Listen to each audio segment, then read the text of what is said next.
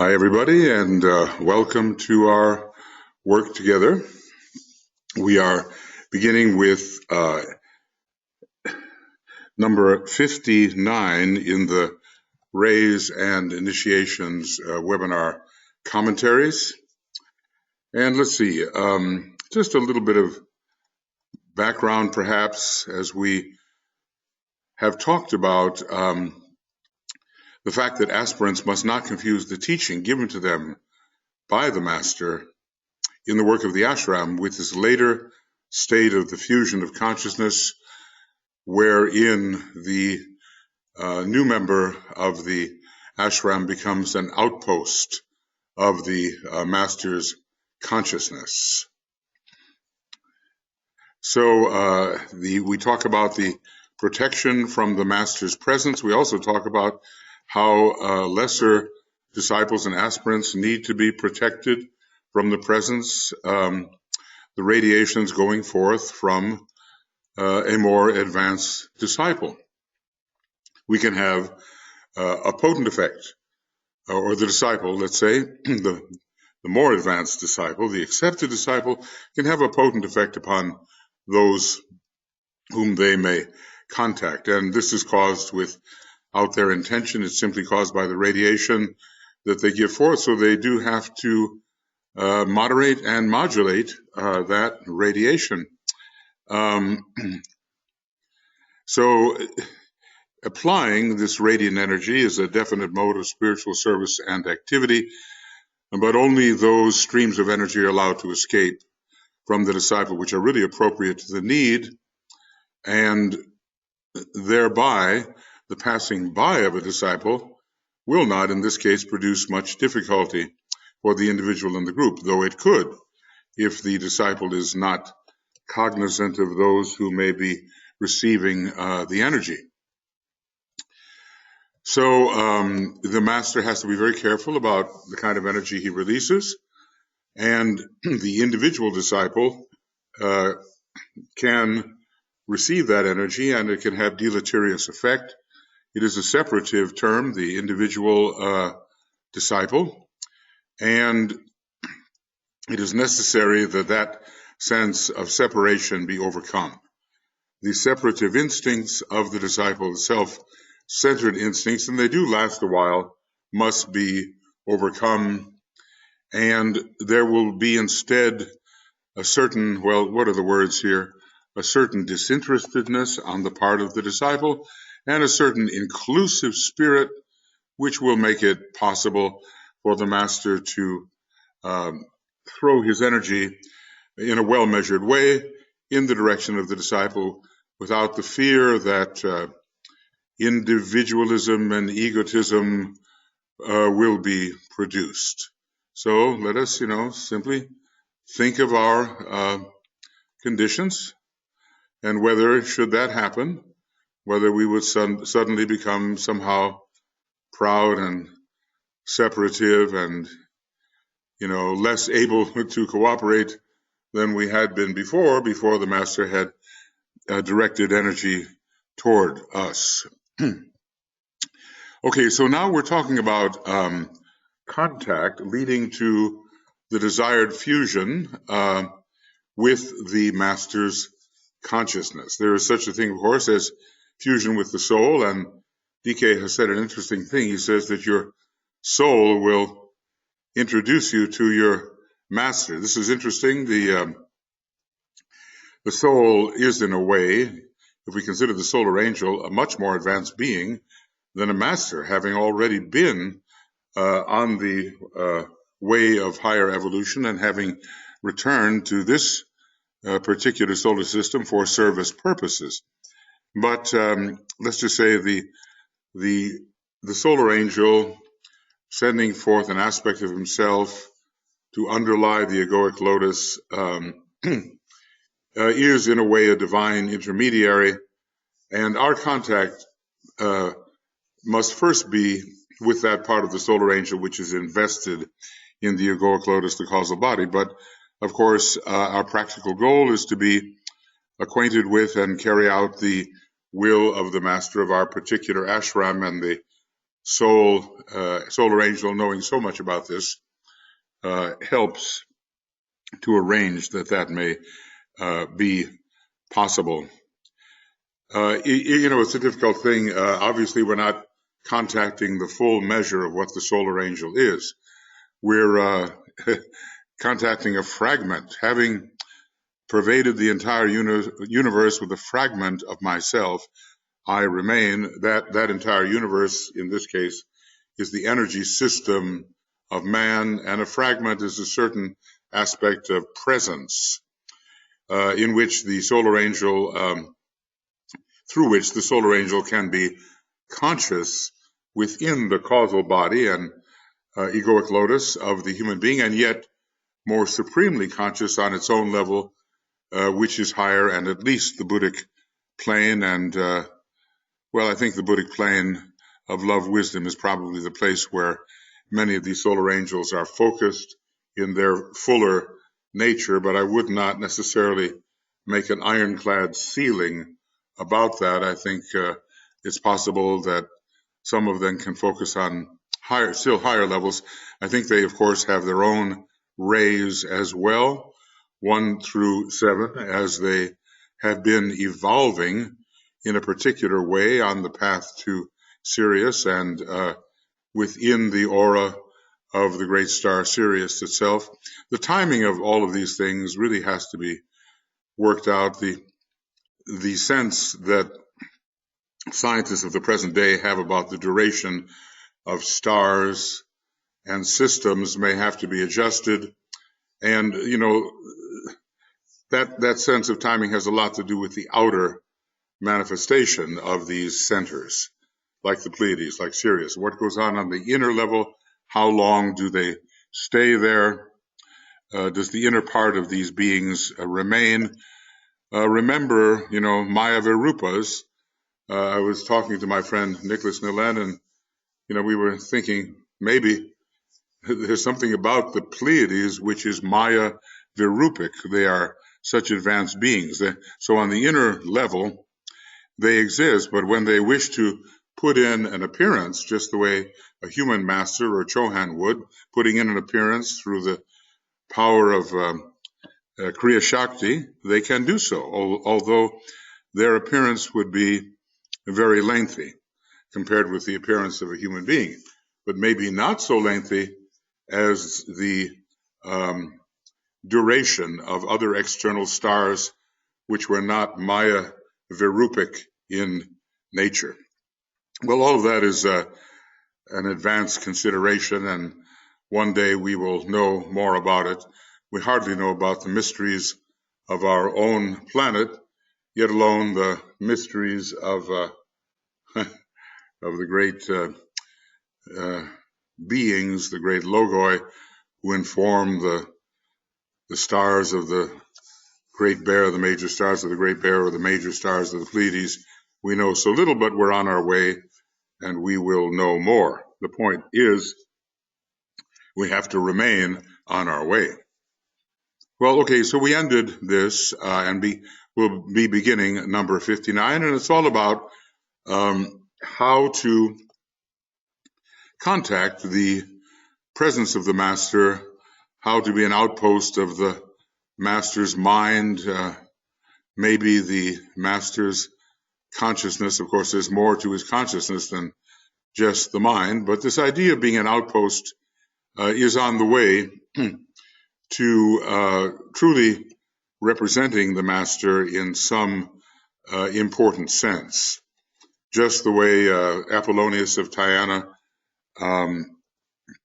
offered his vehicle, and even probably when he was in his own vehicle, he was representing the consciousness of the Master Jesus, and the way the Master Jesus, offering his vehicle to the Christ, was also representing in some potent way the presence of the Christ. I mean, he would be imbued by that Christ presence, and so he would not necessarily revert entirely to his customary psyche, but would be carrying that huge impression of the Christ, even when the Christ was not immediately and impressively overshadowing him. Of course, then we don't know this for sure, but it does seem that the Christ from time to time took over the body of the initiate Jesus. He was an initiate then, not a master, and that the one speaking is definitely the Christ, and that the initiate Jesus is standing by while the Christ is speaking.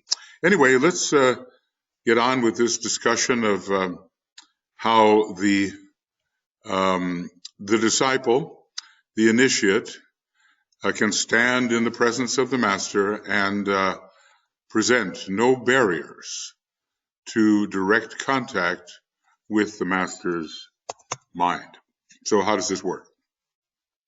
Number one, occasionally in the disciple's hours of meditation at a moment of great tension or in a crisis related to service activities. And what this means, of course, what he's trying to tell us here is not just a personal crisis, but in the line of spiritual work.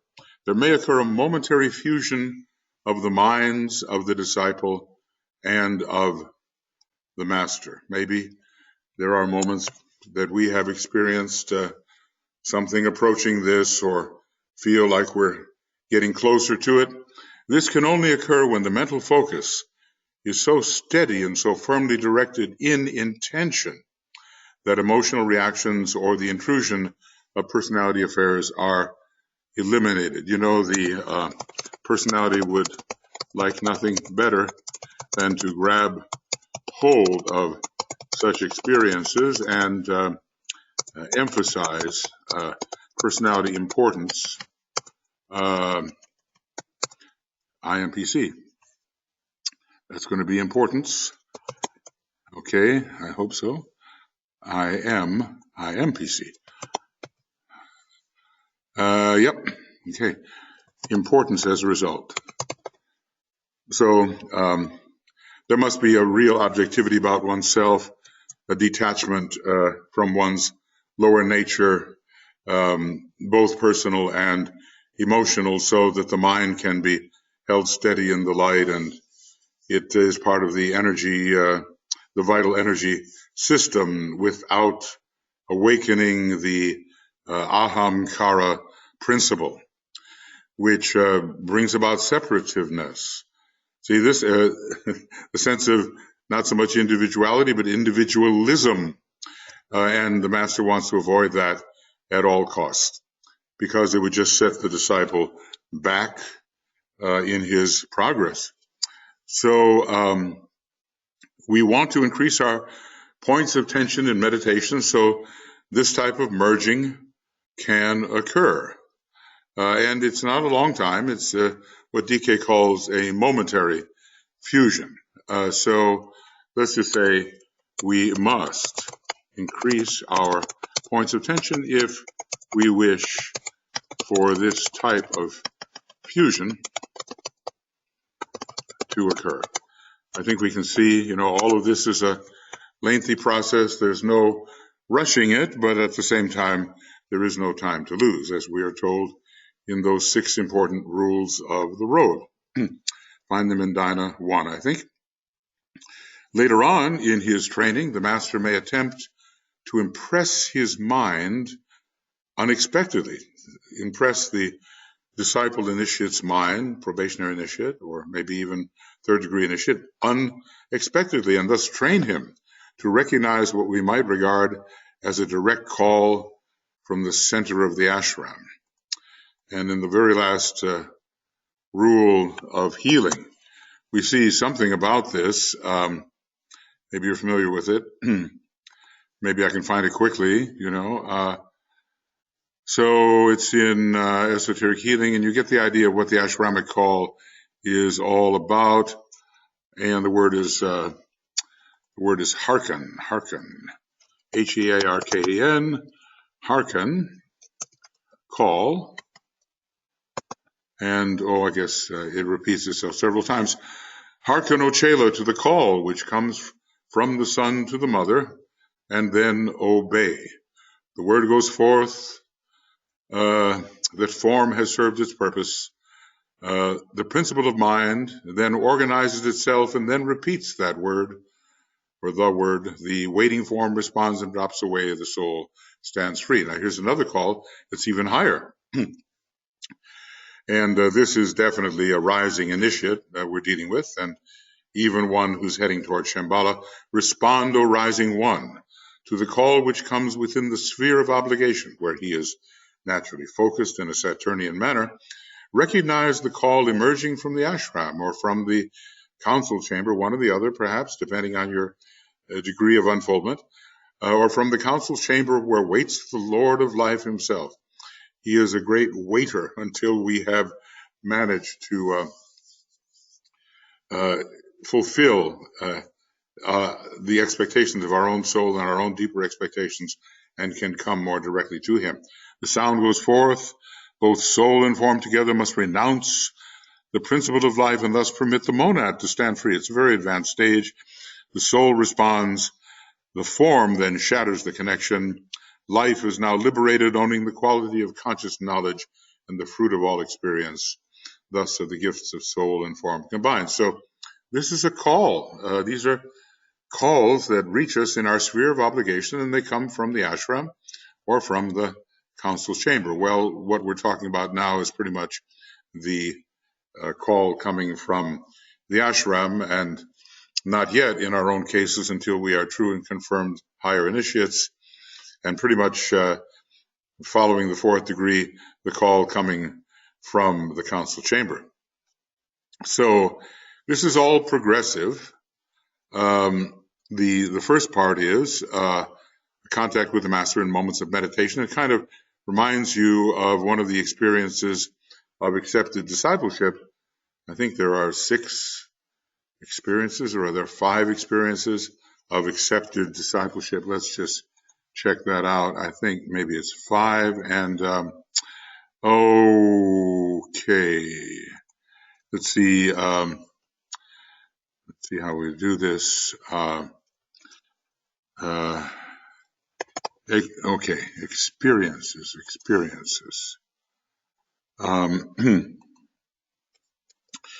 Let's see, in meditation, experience in meditation, and maybe we'll call this dream experience, okay, or maybe in a dream. And let's see if we can find that. Humanity itself, 1, 2, 3. Oh, maybe not. Maybe I'm not going to find it this way. Okay, but the 5 stages are, let's see, how does the first one can be a dream experience, then an experience in meditation, and then, interview in the master's ashram. That's another way to find that. And let's see how we do. Interview, only 1. Oh, that's Dinah 2. Goodness, I'm in the wrong book. I'm sorry. Okay, interview. And we should be able to get that. 2. There it is. A definite remembered interview in the master's ashram. So let's see how this goes. Yes, yeah, there we go. A vivid dream experience, a symbolic teaching, which we recognize as a teaching rather than just our own interest in symbols, a using of a thought form of the master, a contact in meditation, and a definite remembered interview in the master's ashram, the last 2, I think, being definitely the stage of accepted discipleship. Well, anyway, we do see that we're, when we look at these 5, something we're studying here reminds us that the master may attempt to impress the mind unexpectedly, and that can be that experience in meditation, or maybe the thought form of a master, something of that nature. And of course, an interview is a direct interview where we are in the master's, let's call it his study, although we probably symbolize these things to ourselves according to our imagination. But I think there is a certain realism there that at a certain point we can see and understand in reality. Okay, anyway, this is the place where the stages of accepted discipleship are really discussed. And of course, I would strongly recommend them, Little Relationshiip, Shayla and the Light. And then these different kinds of internal experiences, and Shayla on the thread, and Shayla in the aura, and Shayla in the Master's heart, and later comes the blending of the lights, which is the 7. But the third stage has 5 sub-stages to it, and that's what we are beginning to talk about. And we have to evaluate ourselves in terms of the possibilities. Anyway, all of this is about the blending of our mind or with the Master's mind, and how that mind can impress us, and how we can become an outpost of the Master's consciousness. Later, we don't know, what we say, how much later, but later, there is impression that comes, and a call comes to him from the center of the ashram. And that's kind of interesting, because we have been invoking the Master, and now the Master is evoked, we might say. We have been invoking the Master, and now the Master in evocative response impresses us with the quality of his energy, or with a certain thought form or directive. We have to remain alert here, but not overly eager for the attention of the Master, because that way lies individualism and separativeness and pride and self-exaltation and all those things that make us feel that somehow we are special, when Master DK tells us we ought to consider ourselves as quite ordinary. That's the safest way. Now, we go on. The third step. As the disciple proves his value and demonstrates that he is desiring nothing for the separated self, it causes a pause, doesn't it? The interrelation between the two minds, that of the Master and the ashram and the disciple, finds no impediment. So again, as you read, you test yourself against the requirements. We desire nothing for the separated self. Oh, it's a very exacting requirement, because after we're finished with the first levels of asking nothing for the separated self, we discover little requests, demands, hiding in our subconscious nature, perhaps, and we realize that we're not as selfless as we may have thought. So a very scrupulous examination is required. So as the disciple proves his value, and pretty much, obviously, how do you do that? You're proving your value in service, right? Okay. And demonstrates that he desires nothing for the separated self, so he has true selfless aspiration and not desire for the acquisition of something which relates to the personality. Then the interrelation between the two minds of the Master and of the ashram, Master of the ashram and the disciple, finds no impediment. And I would just say, that the more we read Master DK's work with care and, with an earnest attempt to really understand what he's saying, and let that attempt be impersonal, not as if we're acquiring something for ourselves to build ourselves up in the eyes of others, nothing like that, then closer and closer will come the approach, and one will begin to know what it is the master is thinking in terms of the divine plan and the part of the divine plan which one may be able to help to manifest. There is consequently no risk of overstimulation, of smugness, right, of self-satisfaction, or of the emergence of qualities which would disturb the rhythm of the ashram. So this is when you might say, risk is gone, risk evaporates, when interest of the disciple, we call it initiate, in his own personality is fast subsiding. There can take place, as the master wills it, a flow of thought between the two. Now, when will that happen? I would say, when will it happen? Mostly during moments of service,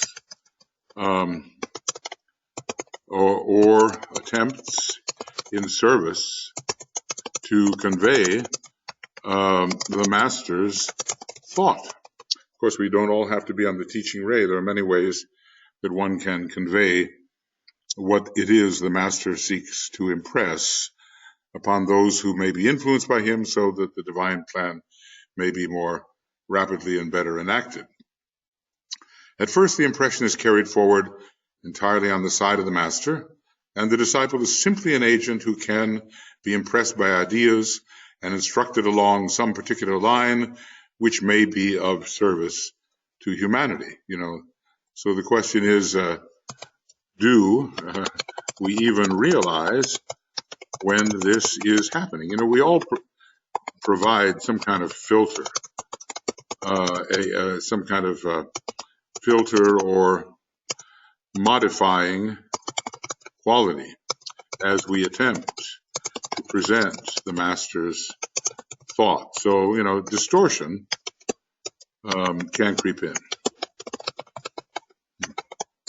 So at first, the impression is carried forward entirely on the side of the master, who judges perhaps our readiness for such impression, and the disciple is simply an agent who can be impressed by ideas and instructed along some particular line which may be of service to humanity. Now, obviously, we can say of Master DK, we can say that he reaches us potently through his books, if we read and study carefully. It seems obvious, but it's not just a book, it's the presence of the master in his own words. He can, however, produce the disciple right now, in the beginning, can not produce any current of thought flowing back to the master. So let's just say, at first, the disciple is only the receiver. And there is no dialogue. Later on, as the disciple moves forward into the light and is simultaneously a server, so, it can be selfish to want the light only for oneself. He who stands within the light, and how does it say? And well, he treads the way into the light, and he becomes absorbed within that light. So let's see if I can find that one. It's so good, and I've quoted it many times when I can remember it. He who stands within the light is blinded, something like blinded by its radiance. Let's try that. Blinded by its radiance, blinded by, and then maybe the word, if I can do that. And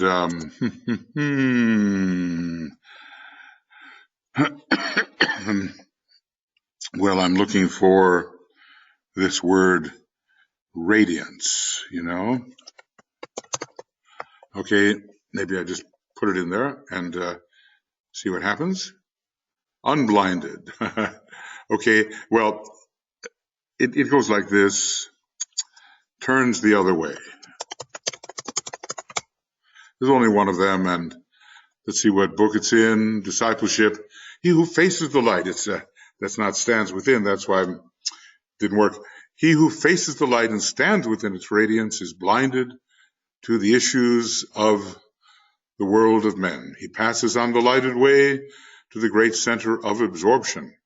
But he who feels the urge to pass that way, yet loves his brother on the darkened path, revolves upon the pedestal of light and turns the other way.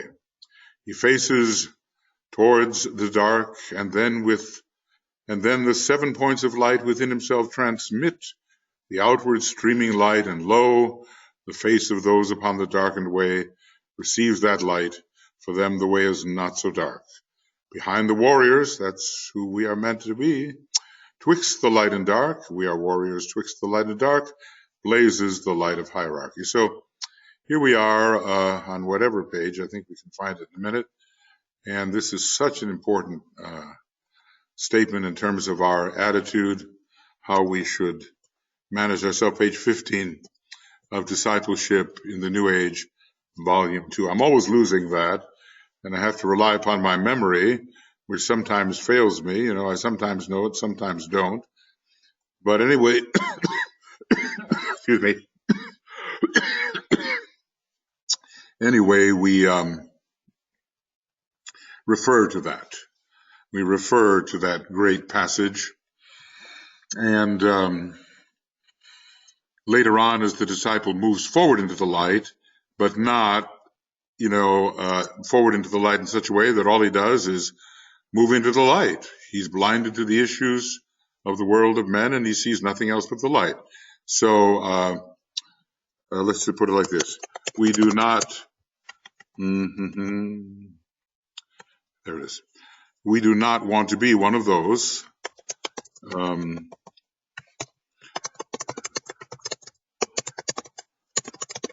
who goes forward into the light and ignores the difficulty of our brothers. And there is something we need, and that's brothers. That we want to be not so much the Pratyeka Buddhas, we want to be the Bodhisattvas, and we revolve upon the pedestal of light. And so how do we produce this current flowing back to the Master? Well, I think it becomes quite automatic when our service is intense enough and spontaneous enough and real enough and self-forgetful enough. Later on, as the disciple moves forward into light in a balanced and moderate way and is simultaneously a server, because what I've been talking about here is the possibility of moving forward into the light and not necessarily being a server. He can be permitted to reach the Master with his own reaction to the impression. And then comes the possibility of the chela in the aura. In the aura, or even in the heart, but that's much later. And then the dialogue is possible. But the dialogue would be a waste of time for the Master unless one was really a true self-forgetful server. If one is not a self-forgetful server, then the dialogue would be a waste of time. Okay, then comes the final stage, wherein the disciple can be trusted. The masters are very careful about granting their trust because they realize how many of the possible modes of deflecting, however temporarily, the disciple from the path. One can get thrown off by currents that one just doesn't expect or know how to deal with. I'm sure we all have experiences with that. So the final stage comes wherein the disciple can be trusted to be the initiatory agent of impression and of contact. And, you know, there we, I guess we can call it the beginning stage of that is the chela on the thread, you know. We might say, and it continues to grow in intensity. This begins with chela on, let's call it chela on the thread. Okay. I know that looks like a weird kind of abbreviation, but we use it often enough so it can be useful. On the thread. Okay, so, and is allowed to evoke the master's attention, you know, not just call for it, but the master will respond. Thus, evocation. Evoke the master's attention and to penetrate to the center of the ashram, and let us say, where dwells the master. Students would do well to relate these 4 stages, well, we've been trying to do it, to the 6 stages of discipleship dealt with in the latter part of discipleship of the New Age. And these 4 stages correspond to the final 4 considered in that book. And let's just see these. Okay, so this was number 1, and let's just go back there for a minute. 6, no. Sometimes haste makes waste. Okay. 6 stages of discipleship. And the last 4, the last 4 are the 3, 4, 5, 6. This is the accepted discipleship dream, teaching, thought form, meditation, interview. Okay, accepted discipleship. And then chela in the light, chela on the thread. Let's see, how does this go? The chela is taught how to contact the master's attention in emergencies. And then the chela in the aura, where he can set up an interview with the master, and then the stage where the chela can have the master's ear at any time. So if we have 4 stages over here, and the disciple is trusted to be the initiatory agent of impression and contact, that should be the stage where he can have an interview at any time. Now, going backwards here, the stage, what stage is this? He demonstrates that he desires nothing for the separated self. The master can contact him. This looks like chela in the aura. It doesn't look like a one-to-one correspondence, but DK tells us it is. Then there's the chela on the thread. And this is the impression of the mind of the disciple by the mind of the master, a direct call from the ashram, though the chela on the thread may have, in an emergency, asked for some kind of response. And then this is, the next one is I'm moving backwards now, right? These 5 experiences related to accepted discipleship, and we have here the master influencing in a very momentary manner the mind of the disciple. So it seems to be an automatic thing. So let me write these down so that we can think of them. We have to smooth it out just a little bit, but we can see the connection. So this is the 5 stages of accepted discipleship. Okay, so those are the ones that go with the very first stage of uniting with the master's mind.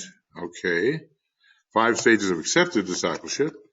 Okay, and the next one, a direct call from the master's ashram, and this is called, if we compare it with the 6 stages of discipleship, the chela on the thread. I should have done it this way, you know, why waste it? All right, chela on the thread. And then the next will be the chela in the aura. So one is a trusted chela, and one needs an interview, and this is called one within the aura. So we'll call this number 3.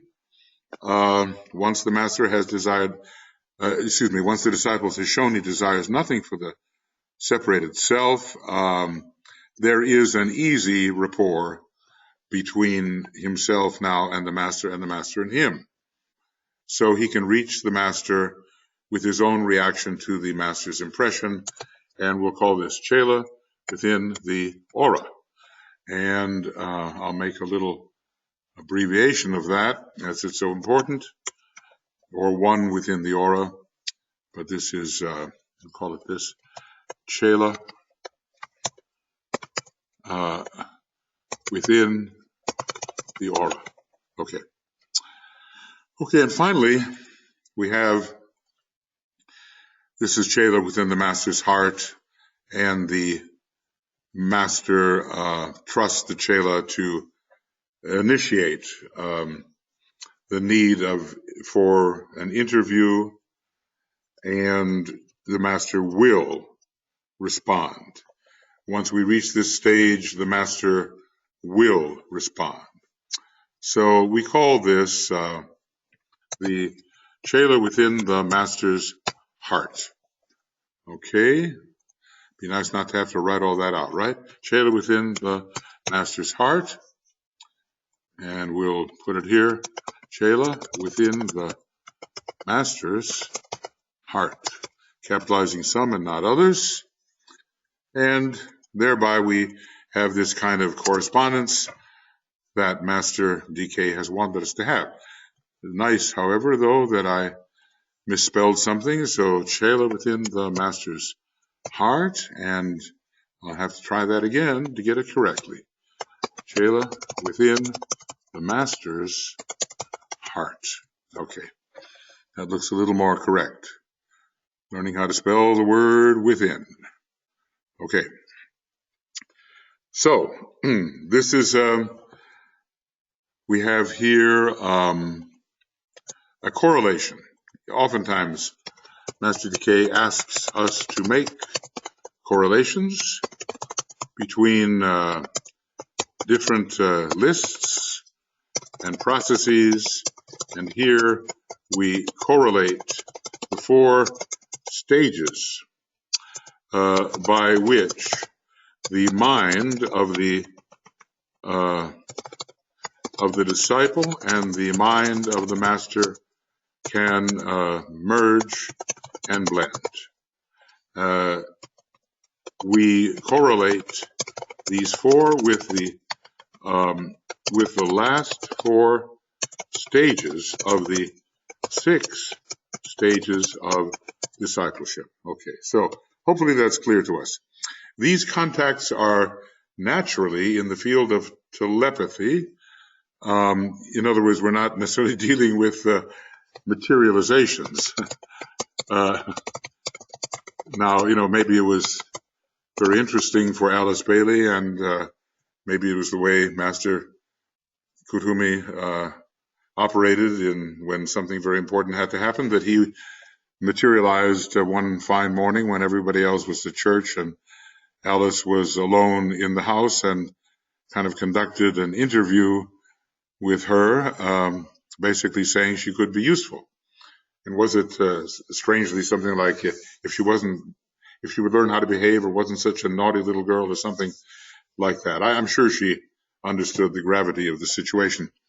So the contacts are normally in the field of telepathy, as was largely the case with Master DK and Alice Bailey. She did say, I recall, that Master DK became so intense, or there was so much intensity about the conveying of the words of the great invocation, that he very nearly materialized in the room. So it tells you that isn't how they usually work. They usually work telepathically, but this was a tremendous transmission or conveyance, and that he was so intent that she felt that he was very close to putting in an actual Maya Varupic precipitation. So these contacts are naturally in the field of telepathy, which is an aspect of the science of impression, and are entirely in the realm of mental interplay. Now, what's going to be included there? There are many stages of the mind, and even the intuition is a stage of the mind. So many are the stages of the mind, and even the buddhi or intuition is called the, quote, transcendental mind. And maybe nirvana, the nirvanic plane, which is the atomic plane, and thus the third plane from the top of the cosmic physical plane, is also considered a mental plane, and maybe there's something that we should be calling nirvanic mind, which lies even beyond the buddhi. So just the way mental states exist for us on all the different levels of our personality, so they can all be interfused with the mind once a certain stage of evolution is reached. So this is possible with the higher beings who can interfuse the cosmic etheric planes, cosmic astral plane, with aspects of cosmic mind. Okay, so all of these things are entirely in the realm of mental interplay. I have dealt with the basic science itself in the book Telepathy and the Etheric Vehicle. It's one which I fear I have somewhat neglected. I hope this is, I heard one of those little pops, which I hope does not mean that suddenly I'm no longer speaking to you, but hopefully I am. Telepathy and the Etheric Vehicle. The relation considered above is between the instrument of contact used by the master, that of the higher or abstract mind, for the masters do not work through the lower mind at all, and the lower or concretizing mind of the disciple. So this is a big hint, and this hint, let's just say, tells us, this hint tells us the manner in which the master works to fuse and blend his mind, let's say his abstract mind, with our concrete mind. So we can realize how important it is for us to be working on the Antakarana, which unites our concrete mind with our abstract mind. The masters are therefore dependent upon the use of, it makes me think of like cryptomnesia, where you read something, you don't know you've read it, then you come up with it as if it's your idea. But anyway, the masters are therefore dependent upon the use of the Antakarana, which the disciple is in process of building. Okay, without that, maybe there's no way for the master's abstract mind to really reach into the disciple's concrete mind with that measure of light which the master seeks to convey. This is rapidly becoming part of the group Antakarana, built. Notice he capitalizes one and not the other.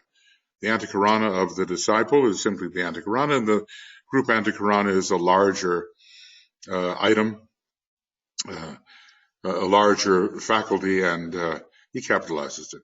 This is rapidly becoming part of the group Antakarana, built by disciples working in the three worlds, but on mental levels, who have been admitted into the ashram. So it's almost like as you really make progress in building the Antakarana,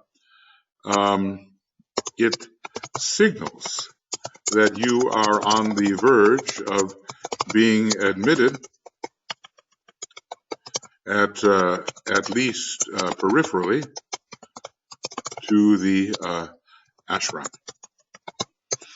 Well, and so often when one is approaching the second degree, as I've said before regarding the Antakarana, Scorpio being that major sign which involves the second degree and having so much to do with the power of Mercury, which is needed in building the Antakarana.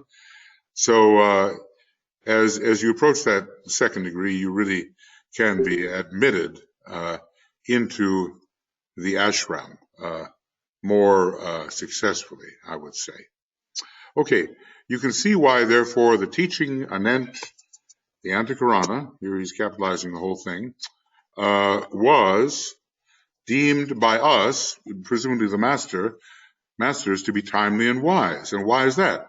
So that the relationship between the disciples' mind and the master's mind could be improved and brought into a more fused relationship. I don't think it can ever be the whole thing, I mean, think of what's in the master's mind. It's just what he wants to convey, what he thinks the disciple may be able to assimilate. He can't do a download of the entire content of his mind, just the way the solar angel can't do a download of its entire nature without destroying the vehicle into which the download would be precipitating. Relationship to the ashram and contact with the master are dependent upon the existence of the Antakarana. Okay, well, that's such a powerful statement that it needs to be made very big, somehow, and really emphasized in our consciousness. If so many people, they get a hold of a thought form of the master found on the astral plane, but their Antakarana to the spiritual triad, which are the various planes in which the master actually does work, that Antakarana is not built. And so that they're just getting hold of the reflection and not the real thing. Relationship to the ashram and contact with the master are dependent upon the existence of the Antakarana, and we must remember it does not pre-exist the effort to build it. It will exist when we do build it. Okay. In the early stages of its creative construction, the Antakarana is adequate to permit some contact with the ashram and with certain of the disciples, though not with those of very high degree. Okay, this is a call to humility, but it shows that ashramic entry is facilitated by the building of the Antakarana. Later, as the Antakarana perfects itself, you wonder, is it perfecting itself? Maybe with the help of the higher agencies, or is increasingly perfected. Whoop. Whoop, mouse falling mouse, okay. Increasingly perfected, higher and more durable contacts become possible. We might say, not so fleeting, more stable, not so fleeting. There is a stage in Antakarana building called what? Called stabilization. And it is the fifth stage, and of course most of us nowhere near that per se. Now, something very strange is happening. I hope I'm hearing all these little bells going off, and I hope that this program is not a problem. I usually use two computers, and in order to reference what I'm doing, make sure it's coming through, and I'm hoping that I'm not disappearing from the other computer, otherwise the program may well end suddenly. The results of these developed and registered contacts are finally seen in the complete impressibility at any time and without any effort on either side of the disciple's mind. So, this may not be a complete blending and fusing, but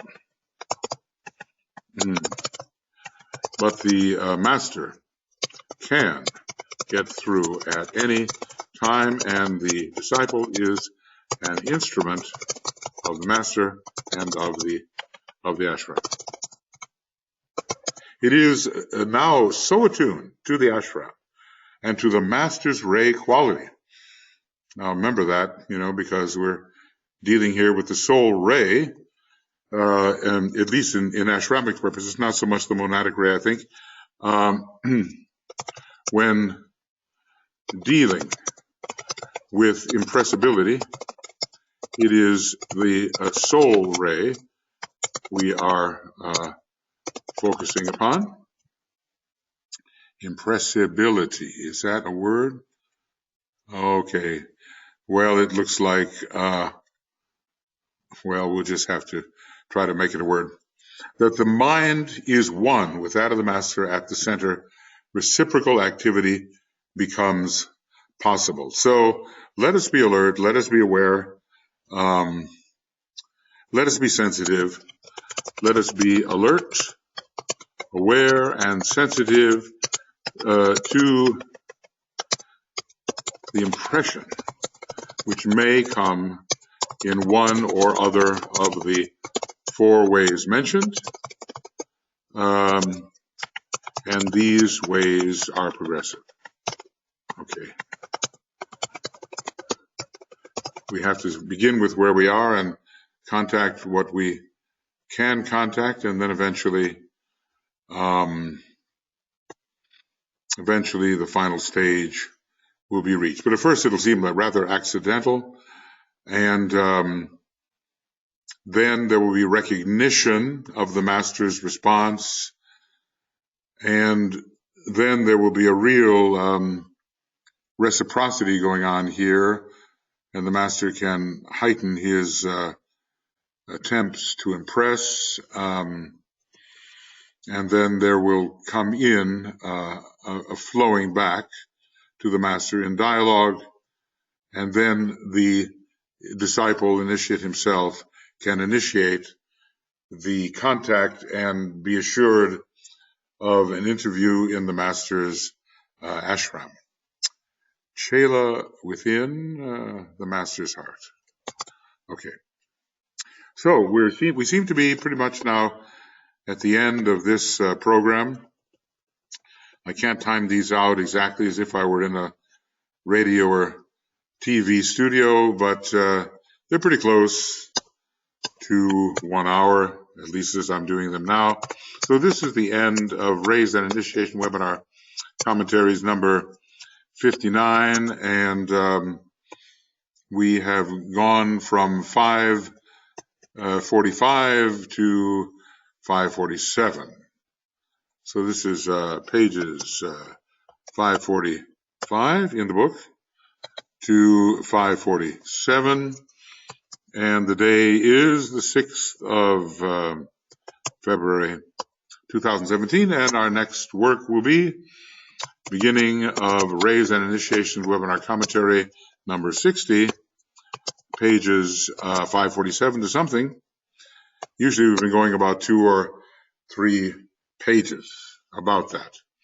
I'm not sure what day we'll do this, maybe later today. We'll see what may be possible. So, well, friends, again, let me say what I'm trying to do is offer thoughts, interpretations, ancillary thoughts, connective thoughts, thoughts which help to fuse the subject in our mind and, impress it in our mind.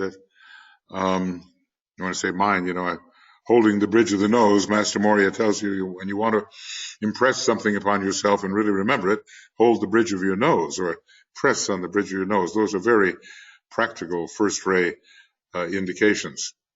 So, but it's going to require that we really study this. And what I would recommend is, as you're going along through the commentary, just stop the program and ponder on something that Master DK may have said, or maybe on something that I've said if you find it interesting or indicative, and then go on. Don't feel you just have to let the program run. Yes, it will take you longer if you do it that way, but you will get more out of it. Of that, I'm quite sure. So, we will see you for program number 60. And so far there have been 59 programs done in the second part of the rays and the initiations. It's an extremely important part of the book, and it deals a lot with initiation, as we will see as we go along. Okay, all the best, many blessings, and we'll see you for number 60. Bye-bye.